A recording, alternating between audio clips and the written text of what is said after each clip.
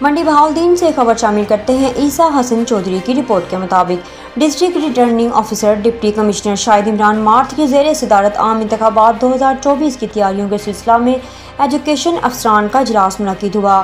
اجلاس میں ضلع بھر کے پولنگ اسٹیشنز کی سیکیورٹی، صفائی ستھرائی، باؤنڈری والز، پینے کا صاف پانی، بجلی کی دستیابی، واش روم سمیت پولنگ اسٹیشن پر مطلوبہ سہولیات و دیگر انتظامات کا تفصیلی جائزہ لیا گیا۔ ڈسٹرکٹ ریٹرننگ آفیسر شاہد عمران مارتھ نے ایجوکیشن افسران کو ہدایت کی کہ اپنے اپنے ایریاز کی پولنگ اسٹیشنز کا دورہ کر کے انتظامات کا تفصیلی جائزہ لیں۔